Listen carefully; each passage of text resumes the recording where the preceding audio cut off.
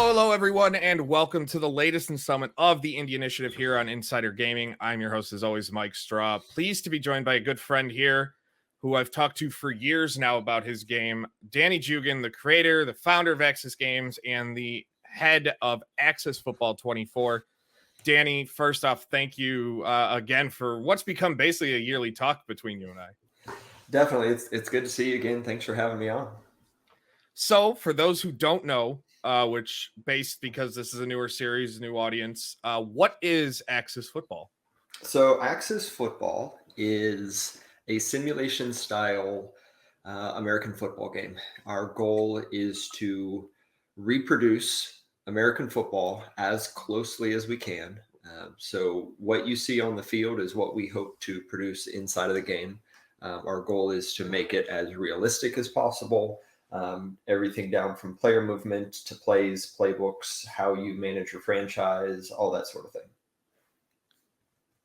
Now, when you started this game, for those who don't know, it started as a very basic. Axis Football was a web-based game, very simple, very like prototypical, I guess is a good word. And then it's just grown over the last 7-8 years into what it's become. How has that journey been for you? Well, I think the best way to summarize it is consistent, steady progress. And you're absolutely right. We started out in 2010. We released Axis Football as a Flash game. It was a browser-based game. And after Flash kind of died off and stopped being supported, we started working on the current version, which is the 3D game built in Unity. We started working on that in 2013, 2014, and we released it for the first time in 2015, just on PC, just on Steam.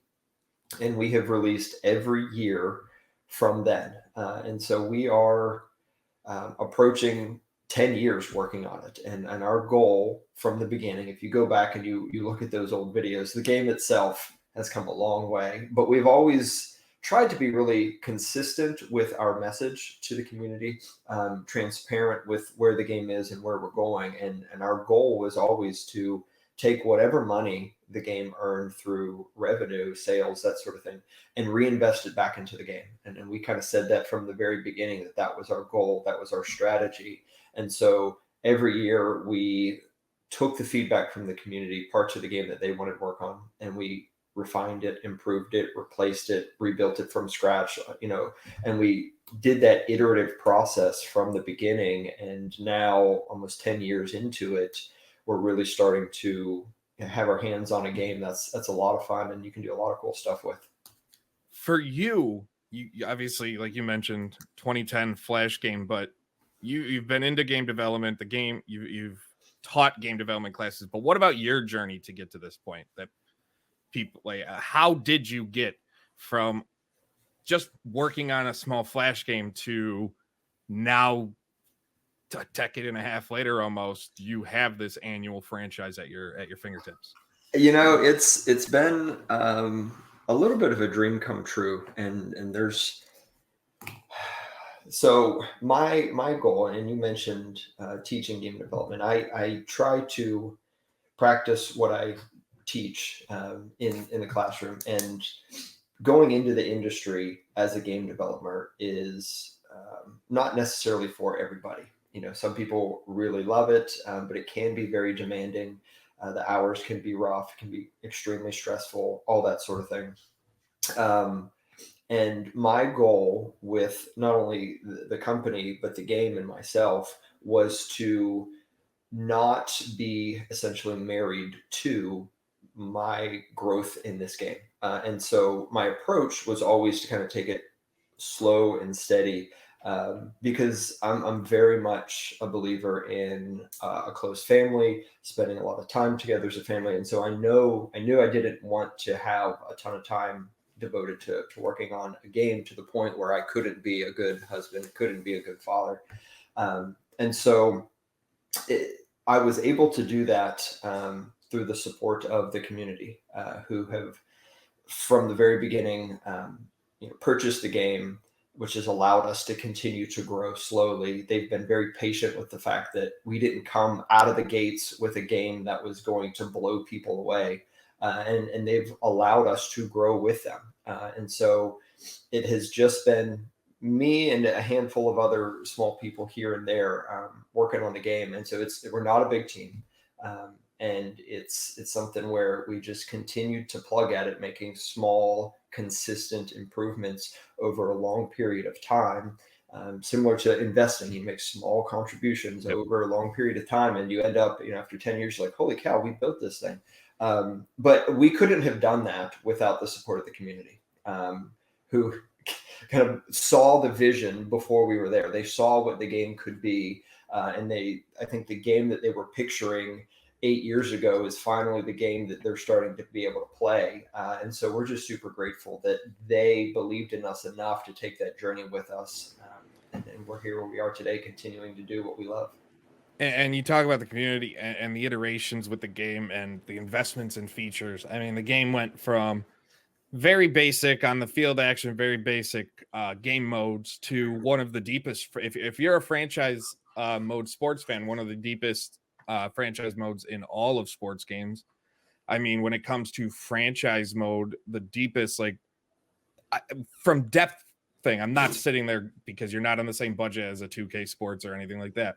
But from a depth and what you can do and how you can make it your own, you're the closest it comes to what an NBA 2K offers, in my opinion, from what I've done, because I find myself doing more of the management when I've played the games than anything else. But that's always what I've been into. Games like Out of the Park Baseball and then the Draft Day Sports game. Those types of in-depth management games are always my cup of tea, my biggest appeal.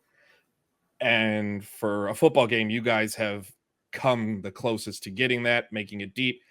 Even the custom leagues, and we're getting into more of like the features of the game and the growth, and I'll touch on this more later on too, but like the ability in the franchise mode to have a relegation system, which doesn't happen, which is just a unique thing. It brings over European soccer and things like that aspects into the game. And then you see on the field the iterations to the receiver mechanics, the quarterback play, the running every year. So you've made those adjustments every year. What has gone into determining which features and adjustments you guys, or you specifically, are going to focus on? And there's a long way to get to that question each year. Like, when do you go and go, all right, this year we're working on this, but you already know, like, for back in the day for Axis 21, we're going to work on this, and then Axis 22, we're going to work on this, and then last year we're 23, and like upcoming 24, which we'll touch on. How do you figure out what you're going to work on? That's a great question, and it's a little bit complicated. Basically, what we do and I mentioned this with the previous answer, our community is instrumental to the growth of the game, and we have always believed that if we simply make the game that the community wants, they're going to support it. And so largely, the large answer to your question is we get it directly from the community. We have a Discord channel where we every day are interacting with the people that play the game, talking to them, saying, what is it that you like about the game? What's good? What is missing? What needs to be better? And so we take that, and we've had these conversations ongoing for years now. And so we've developed kind of a 3-year, I hate to say that because that puts like a bad taste in some people's mouth with regard to sports games, but we have like a plan where we have penciled in some large features for the upcoming years, a couple years in advance. And that is a constantly in flux list because it depends on, how our game turns out, what the community is saying, that sort of thing. So it largely comes from the community. We also take a look at, what is missing in sports games and what inspiration we can get from other games in general, because we don't want to necessarily simply, stay in the lane of sports games. And I hesitate to say this because I don't want people to get the wrong idea with where we're headed, but I think there's the opportunity to get inspiration from other types of games and incorporate elements of those games into Axis football or sports games in general. Yeah. And so we're constantly looking at other genres, constantly looking at, I had a ton of time playing this game, but this game is nothing like a sports game. But what did I love about that? And can we incorporate anything like that into the game? And we get a lot of those kind of suggestions and feedback from the community as well. So that's largely where we kind of structure what it is that we're going to choose to focus on for the next year. And we're always looking a couple years in advance. Yeah. And trying to, I mean, the idea of looking outside the sports bubble, I guess, for inspiration is always something I wish more games would do, because I know like certain titles, they look for RPG elements. RPG elements did not come from sports games. So it's clear that these studios and big or small, looking outside brings in more, and there's that potential to bring in a more casual player. Who knows? Because obviously there's some people that are going to buy it because it's whatever sport they like. But then there's others that are looking for something new, and they might see that a game has certain elements from an RPG, certain elements from an MMO even, because I mean, I'm going to go back to Football Simulator for one thing, and they have like their coaching mode there is like an open world. You're running around and collecting things similar to what you'd see in like a Grand Theft Auto. You're running around in this open area. It's completely different, and it's an aspect that got people talking. Like with you, it's the franchise mode that I feel really got people talking during an era when Fix Madden franchise became huge. You guys, it seemed, I don't know if you planned the hashtag campaign or what, but it seemed like that started right when you were getting ready to launch like your big overhaul to franchise mode. And now I want to know if now it's in my head. Did you start that? Is this your fault or what it is? But taking these details like and just building upon them has seemed to be what has helped smaller studios like yourself kind of stand out and build that community. Would you think that's a fair way to put it, rather than kind of do what everybody expects from a sports game? Yeah, absolutely. We knew that we couldn't compete right away with Madden with their graphics and presentation. I mean, there are lots of people that have lots of terrible things to say about EA and Madden, but one thing I will say, their games look really great, and we knew we couldn't compete with that. We didn't have the animations, we didn't have the NFL license, and we knew if we were going to make it, we had to do something different. And for us, that was starting out in franchise mode, and so that's where we really tried to lift our game up in that area. That was the starting point for us. And there was obviously a huge void in the market in that area. And that also happened to coincide with the fact that franchise was required the fewest resources to do well. There were no animations or artwork or that sort of stuff that required, or more on the coding side, which we can handle. And so that was what we did. But I completely agree with you. The smaller studios have to be a little bit more creative with the route that they go to kind of showcase and highlight the parts of their game to make it relevant in a market that is swimming with really good titles. So Axis Football 24, we're going to move on to that. One of the biggest features, and you've posted on Twitter that people can check out, is the idea of blocking. Blocking has always had this weird in the game. I mean, obviously, otherwise you wouldn't be working on it. It just looked too stiff. It didn't look natural. Nothing flowed. You had that issue with players running. You had that issue with how receivers caught the ball and the quarterbacks throwing the ball. And then each time they were addressed and made to look more natural. Was this just the standard progression of what you wanted line play to become that next phase of looking more natural than, blocks? Yeah. So if you listen to some of our videos last year about this time, we we're talking about how, we're redoing the quarterback throws, the receivers catching, all the tackling, and it's like next year we're going to do blocking. That was our goal, and that was on the list for 2024. That was one of our main features, and the reason we have to kind of separate it is because of cost and time. Animations are expensive. Like if you're going to do motion capture, it's expensive. With these blocking animations, they're two people, so you need two suits, and everything's got to be great, and they're expensive. And so we had to kind of push blocking off. Not only that, but the logic and the AI behind blocking is incredibly complex. Like I have charts all around. You can't see them because they're on the wall behind me. I have charts all around me as I was working on the blocking, like all the different combinations. You got 5 linemen against a 4 lineman set, against a 3 lineman set, against 2 linemen set, and so all the different combination of how it should be blocked. And I learned so much about reading coaching manuals for how to block, and it's tough because you might have 5 offensive linemen and there might be 5 defensive linemen lined up. So you're thinking, oh great, we'll just block head on, but maybe only 2 of those defensive linemen stay there. 3 of them, when the play starts, they turn around and go into pass coverage, and so they're like, what do I do now? And so it was incredibly complicated to get it in, but we are so pleased with how it turned out. Looking back to 2023, and you mentioned the blocking looks stiff.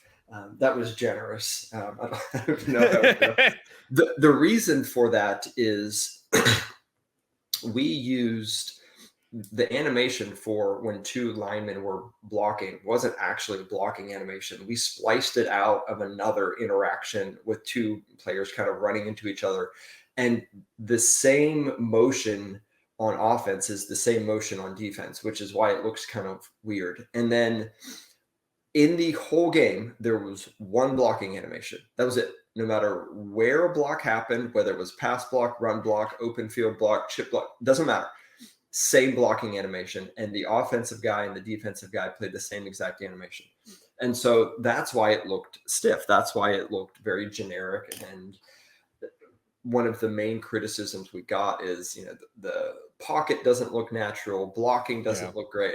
And so we're like, we totally hear you. We promise we're working on it. And I spent, I don't know how many months working on it, but it's in a really good place. And we've added, I completely scrapped all of the logic, all of the AI from blocking and rewrote it from the ground up. We've got like 75 different interactions separated between pass blocking and run blocking, because how you pass block looks way different from how you run block. And that leads to a really organic pocket forming, and it really opens up the game to more natural play development. So for example, in a situation where you have offense and defensive line engaged in a block, if you've got 1 blocking animation, it doesn't really allow the pocket to develop like it would if you have edge rushers coming around the outside. And depending on the type of interaction, opens up throwing lanes, opens up lanes for a quarterback to step up, maybe even run straight up the middle. And so we're seeing much, much more dynamic gameplay just in the little bit that we have done so far. So this is super exciting for us.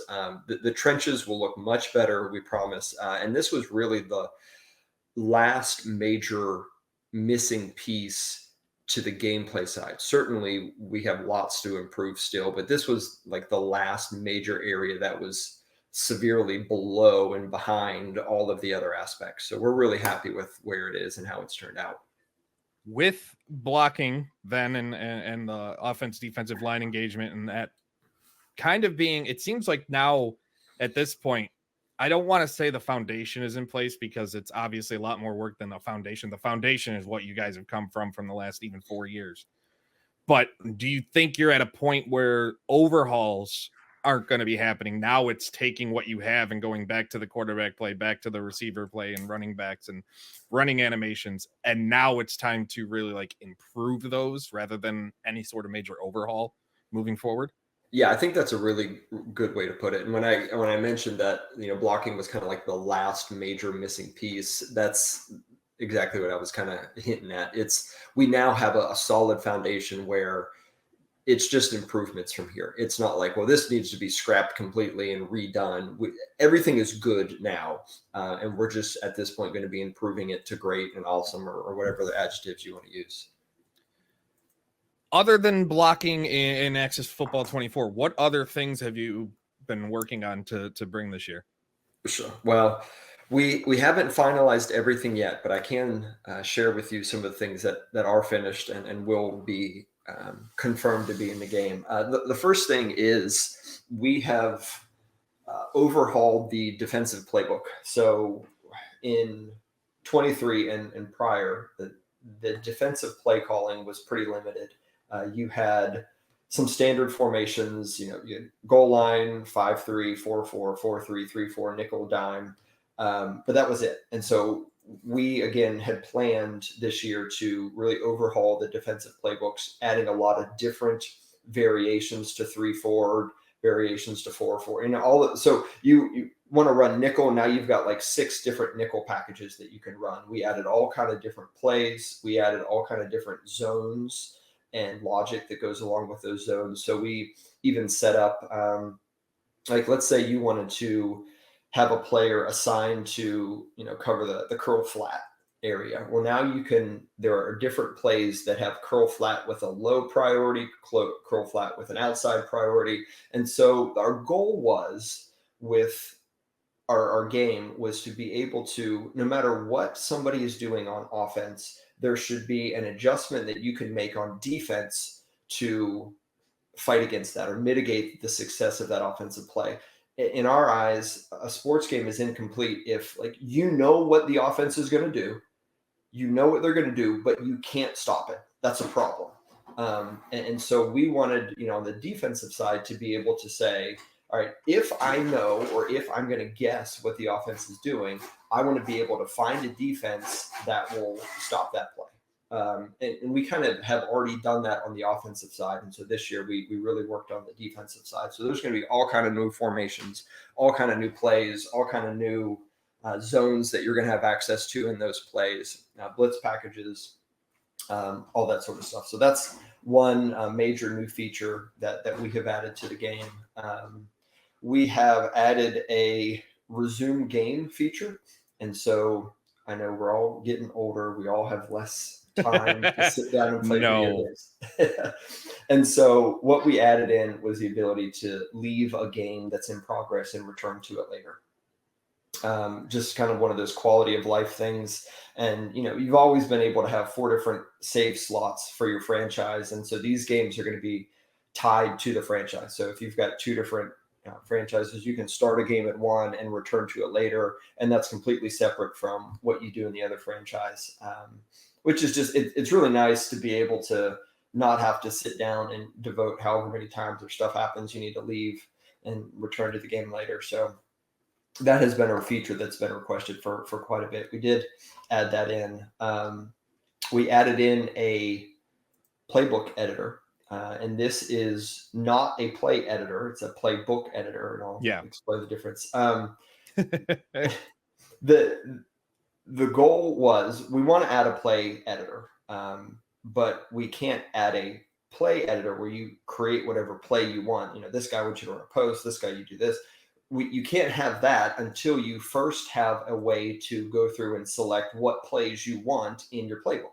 And so we added a playbook editor this year. And it's actually really in depth. So you can, copy and export, and, so you can email and share. You can duplicate, rename, all the nice features that you want with the playbook. But it basically gives you access to all the plays in the game, and you go through each formation, each subformation, each play in those subformations, and say, okay, I want that one. I don't want that one. I want that one. I want that one. I don't want that one. And save the playbook, and then it's yours to use. And you can even set it as your team's default playbook, which is really nice. It gives more customization, which is one of the hallmark features of our game, to the player. And the playbook editor is the precursor to the play editor, which we plan to add next year. So you'll be able to go in and actually create your own plays and then add them to your playbook, or say, I want these plays for this team and these plays for this team, and so A couple other new features, just the big ones that I'll share here. Two more. The first is we are adding new league setup sizes to franchise mode. So right now, you mentioned previously that we have a relegation league system in the game. Right now, we have two different options for you. This is in 2023, and that is you can do a 36 team 3-tier system. So you've got 3 tiers, 12 teams in each, and you get promoted and relegated, as you progress through that. And the other setup is 32 teams, which is like the traditional NFL setup. You've got 2 conferences, 4 divisions, 4 teams in each division, 32 teams. What we're adding in 24 is we're adding different league sizes to those. So if you wanted to replicate one of the other professional leagues, USFL, XFL, you can do that. If you want to have 16 teams, you can do that. And so it's just more options for the user to create the league that they want. And we always have the team creator suite, so you can create the teams, put them into whatever league size you want. So that's something that has also been requested quite a bit in the past. So we have added that to the game, which I know a lot of people are going to be excited about. We've also added brand new player models. And the player models that we have in the game in 2023 have been there for, I think, 4 years. And they're not bad, but they're not up to the quality where the game is now. Like, they were good at the time we added them, but now they're starting to stand out because we've elevated so many other areas of the game. The models kind of look outdated. And so we went ahead and we got this awesome studio to create new models for us. We have not only, excuse me, a standard player model, but we also have like a beefier lineman type body. So we've got multiple bodies. It's going to give us the ability to add some different customization options to the player, things like being able to take gloves off as like an optional uniform piece, stuff like that people really care about and that sort of thing. So that is something that we've done. And there have been a handful of other minor improvements, minor features that we've added, stuff like the UI in the match. That is completely new. We've added play analytics. Some guys really like the numbers, like, all right, what's the average yards of this play? What is the percentage that I call this play? And that sort of thing. So we've added a lot of little stuff like that, but there's also a handful of other features. So I know one of the areas that people, at least based on some of the feedback I've seen, is the game's presentation. Has there been any updates or changes to that with Access 24 in terms of the broadcast, camera angles, cameras, replays, commentary, anything like that? Yes and no. So we have added a few graphical and statistical pop-ups that will show during the game. Like, for example, the previous play run is now going to pop up. So you'll be able to see, what the defense picked against you. If you're watching a game, you're doing spectate mode, you'll see both plays pop up. So you can see, okay, they ran that against this. So that's one of the presentation things that we've added. Big picture wise, announcing is earmarked for next year. That's something that we have wanted to redo for a couple years now, but felt like there were other areas that needed our attention more, like blocking. And so you do have the gameplay itself. Yeah, exactly. And so you do have the option to turn it off if it's not your cup of tea. It's not awful, but it's not awesome either. There are some just the way that we set it up in terms of how it was recorded. We learned a lot and won't make those mistakes next time. But we are looking into announcing that is something that is earmarked for next year. We did do some tweaks to the camera angle, trying to create more of a realistic broadcast angle. And we have controls in the game where you can zoom in, control how far the camera zooms in, control the height of the camera, so you can kind of tweak it where you want. but our main focus this year was gameplay and the blocking, refining some of the AI. And so now that, as we talked already, that foundation is laid, we can focus more on the more glamorous features, I guess, the presentation side, and that sort of thing. Well, I mean, if you're looking for someone with broadcasting experience of football broadcasting, this guy, no, you know, I didn't just call 3 years of college football for nothing. But on a different note, last time we talked, you had mentioned that you had some preliminary talks with the USFL about licensing. Is there any update on any sort of talks with any of the spring leagues? No update. I wish I had more information. I will say we did have some talks, as I mentioned last time, with USFL. We decided at the time that we were just going to hold off on any moving forward, any partnership at that time. I will say that we are continuing to stay in contact. I won't rule anything out, but nothing has been decided. There are no formal agreements or anything like that, but they're a great group of guys and gals over there, and we hope to one day figure out some sort of arrangement where we can, create, whether it's with them or somebody else, represent their league in our game, which would, our goal would be to elevate both the league that we partner with and the game. And really it's all about the fans. They want to be able, I mean, they've got Madden and the NFL, that's great. But if you're also a fan of another league, why not be able to have another option where you can take those players that you're watching on TV, take the fans that you're, or the players that you're fans of, and be able to play them in a video game. That's our goal. And so until we have an official agreement with anybody, our goal is to make the game as good as it can be, so that when we get to that point, the fans and the community have the best game that they can play. So as we start to wind down here, I mean, you talk about the fans. Modding has always been a big part of the game. I mean, people mod any league they want at this point. People are doing it, and there's some really good ones. I know it's kind of this weird gray area for a lot of people on especially lately on their views on modding, but how has the modding community, it seems like the modding community's kind of helped spread awareness of the game. Would you kind of agree with that, or what are your thoughts on what people have been able to do inside Axis Football? Yeah, so our modding community is awesome, and from the very beginning we tried to make it as easy as possible for them to get their hands on the game and mod it. We have always believed that if you pay the money to play the game, you should be able to play it the way that you want to play it. And so we tried to offer tools to do that. And, we're handcuffed in some areas, and, we haven't developed everything that we'd like to be able to do, but we definitely develop the game and set up features with that in mind. I mentioned the playbook editor that we created for the upcoming 24 version.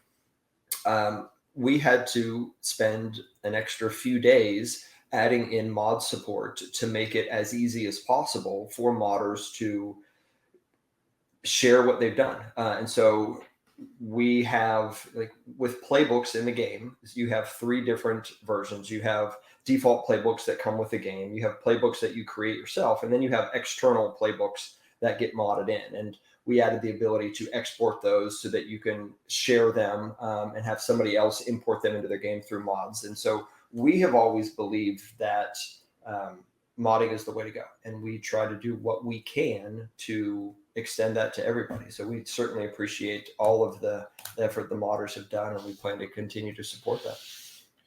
So last question before I let you go. What is the plan for release? Usually the game comes out in September for Steam first and then consoles later on. Is that kind of still what you're aiming at? Kind of keep things status quo, or are you trying to release everything all at once? It's most likely we'll release Steam first. I don't love that because I feel like it sends a message that we care more about PC users than console users.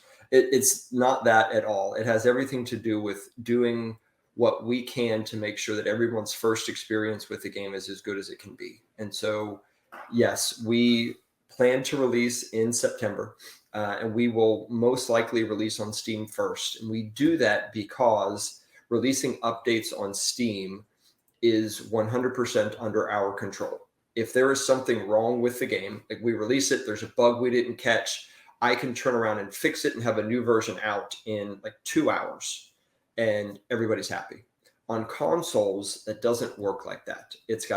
The new version that I create has to go through testing. So now it's out of our hands. It could be several days before anyone even looks at it.